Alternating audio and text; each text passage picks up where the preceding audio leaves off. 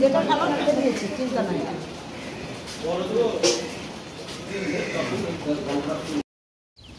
Guys এখান থেকেই ব্লগটা শুরু করছি। এখন বাজে হচ্ছে 11:30। তো একটা টোটো ধরার জন্য দাঁড়িয়ে আছি, তো টোটো তো আসছে না।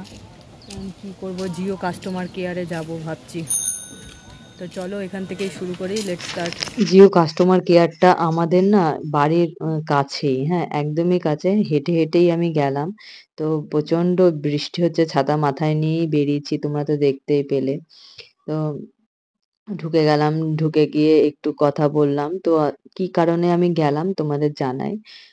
আমার সেটটা হচ্ছে 5G না 4G, আমি এই ডাউটটা ক্লিয়ার করার জন্যই গিয়েছিলাম।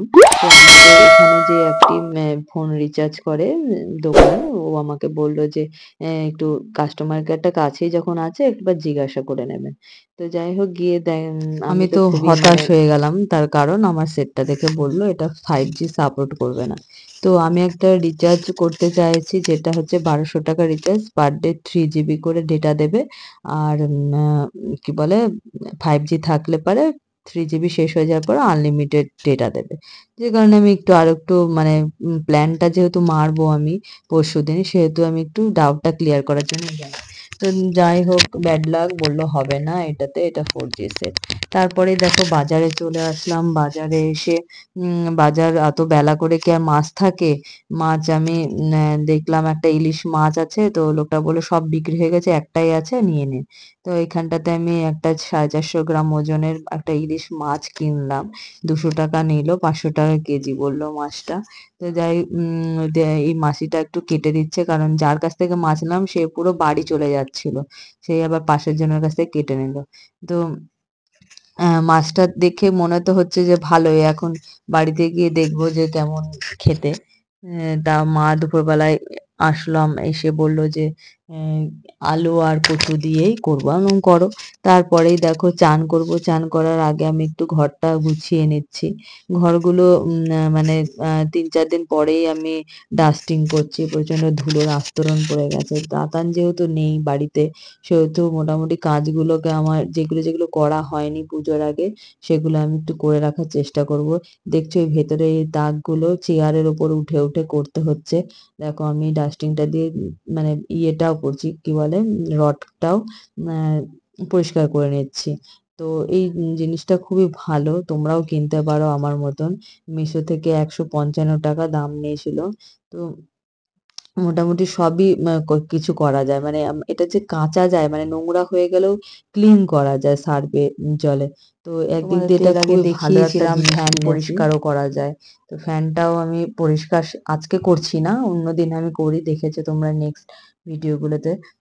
তো বন্ধুরা তোমাদের ব্লগগুলো কেমন লাগছে একটু আমাকে কমেন্ট করে জানাবে, আর সাবস্ক্রাইব করে দেবে, পাশে থাকা বেল আইকনটাকে প্রেস করে দেবে, যাতে সবার আগে নোটিফিকেশনটা তোমাদের ফোনে পৌঁছে যায়। তো তোমরা তো জানোই যে মৃত্যুঞ্জয় নেই। তো মৃত্যুঞ্জয়ের সমস্ত কিছুই রয়ে গেছে আমার ঘরে। তো এই পর্দাগুলো আমি, আর এই পর্দাটা দেখছো, এই পর্দাগুলো আমি আর ও একসাথে বিয়ের পর গিয়ে কিনে নিয়ে এসেছিলাম। তো মানে ঘরের সব জিনিসই পরপর যা দেখছো তোমরা সবই ওর আর আমার একসাথে গিয়ে কেনা।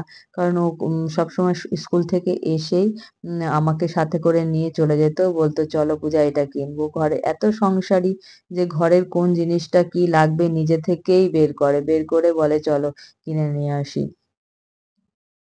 তারপর দেখো এই চেয়ারের এই যে ওপরে লাগানো আছে এই কাপড়টা, এই কাপড়টাও হচ্ছে আমি আর ও গিয়ে বহরমপুর যখন ফ্ল্যাটে ভাড়া আসলাম তখন হচ্ছে কিনে নিয়ে আসলো। এটা না একটা ঘরের মানে জানালার পর্দা ছিল।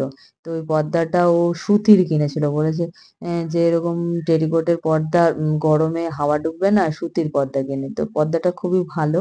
তো আমি এখানে চেয়ারেই রেখেছি, তার কারণ তাতান এমন ভাবে চেয়ারটা নিয়ে দেওয়ালে বসে যে কেনে মানে দেওয়ালের রংটা উঠে যাচ্ছে, সেই কারণে আমি পর্দাটাকে দিয়ে রেখে দিয়েছি। সঠিকভাবে তো বসে না। হুম আর এই যে হলুদ রঙের হর্সটা দেখছো, হর্স রাইডার, এই হর্স রাইডারটা ও বলেনি, আমিই বলেছিলাম ছেলেকে একটা হর্স কিনে দাও। তো হর্সের ওপর চেপে তাতান হচ্ছে খেলতো। প্রথম তো কয়েক বছর খুব খেললো, তারপর বহরমপুরে যখন 5 বছর বয়স হয়ে গেল তখন আরো নতুন নতুন খেলনাগুলো দেওয়া হয়। তো খেলনাগুলো পেয়ে আর ওই হর্সে চাপে না, এখন ওর ভাইয়ের জন্য বের করে রেখে দিয়েছি। আগে তুলে রেখেছিলাম, তারপর ওর ভাই 1 বছর বয়স হওয়ার পরই বের করে রেখেছি। তারপর দেখো এই যে বক্স খাটের পাশে যে ছোট্ট দুটো ড্রয়ার, এগুলো হচ্ছে বেড সাইড টেবিল বলে। তো এইটা আমি রিসেন্ট বানিয়েছি, আমি মৃত্যুঞ্জয় মারা যাওয়ার পরেই বানিয়েছি। আর ওইদিকে দেখছো ড্রেসিং টেবিলটা, এই ড্রেসিং টেবিলটাও মৃত্যুঞ্জয় মারা যাওয়ার পরেই আমি বানিয়েছি। তো ড্রেসিং টেবিলের তো একটা ড্রয়ার তাতান ভেঙে ফেলেছে, সেটা সারাবো সারাবো কবে থেকে বলছি, মিস্ত্রি আসেই না, আজ যাবো কাল যাবো এই করে। তা এখন ভাবছি যে এই যে বালিশের কভার টভার গুলো দেখছো না, এগুলো সব মৃত্যুঞ্জয় করেছিল। মানে ও গিয়ে, আমি আর ও গিয়েই সব বালিশের কভার, কোল বালিশের কভার সব লাগানো, মানে কেমন কি হবে না হবে সব ওই করতো। তো এখন মানে প্রায় 7-8 বছর হয়ে গেছে, তো রংগুলো কেমন জ্বলে গেছে, যে কারণে ভাবছি নতুন বাড়িতে যখন ঢুকবো তখন বালিশের কভার টভার সব পাল্টাবো। তো এইখানটাতে দেখো আমি দরজাটাও একটু ঝেড়ে নিচ্ছি, কারণ দরজাটাও প্রচন্ড ধুলো পড়ে, সবকিছুতেই ধুলোর আস্তরণ পড়ে। তারপরে দেখো এখানটাতে আদির জামা কাপড় ঝোলানো থাকে, এই ব্যাগটাও পরিষ্কার করছি। আমি এই ব্যাগটা, সবুজ কালারের ব্যাগটা ব্যাংকে নিয়ে যাই, ব্যাংকে পেনশন তুলতে যাই, এটাও একটু বাইরেই থাকে। তো এটা মুছে নিচ্ছি। তারপর দেখো আস্তে আস্তে এই দিকটাতে চলে আসছি, এইদিকে মোবাইলে চার্জ দেওয়া হয়, সেগুলো সব ঝেড়ে নিচ্ছে আস্তে আস্তে। সবই মানে আসলে ধুলো পড়ে, বুঝেছো তো? তোমাদের বাড়িতেও নিশ্চয়ই পড়ে। তো এটাই তো আমাদের গৃহবধূদের তো এ একটা নিত্য কাজ, যে খাওয়া দাওয়ার মতন মোছামুছিটাও একটা নিত্য কাজ, নাহলে ভালো লাগে না, কেমন ধুলো পড়ে থাকে, আস্তরণ পড়ে থাকে। দেখো এখানে দুটো জলের বোতল ফাঁকা আছে, এই জলের বোতল দুটোকে নিয়ে যাব নিচে, দিয়ে অ্যাকোয়াগার্ড থেকে ভরে নিয়ে আসবো, কারণ এখন আমি আর ওপরে জল নিই না। কারণ ফালতু বেকার নিয়ে লাভটা কি, নিচে যখন অ্যাকোয়াগার্ড করা হয়েছে আবার জল নিয়ে লাভ নেই। তো যাই হোক, আমি আর ওপরে জল নিচ্ছি না, সেই জন্য আমাকে আবার মনে করে সবসময় জলের বোতলগুলোকে নিচে নিয়ে চলে যেতে হয় জল নেওয়ার জন্যে। তো খালি বোতল নিয়ে যাওয়াটা সুবিধা, কিন্তু ভরা বোতল আবার ওপরে আসাটা কঠিন। তো দেখো এইখানে দরজার পিছন গুলোও পরিষ্কার করে নিচ্ছি, সবই ধুলো পড়ে হাত দিতে গেলে।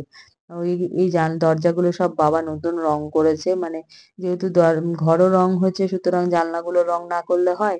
তো বন্ধুরা, ব্লগটা আমি আর এখানেই শেষ করছি, তোমরা ভালো থেকো, সুস্থ থেকো, সাবধানে থেকো, টাটা, বাই বাই।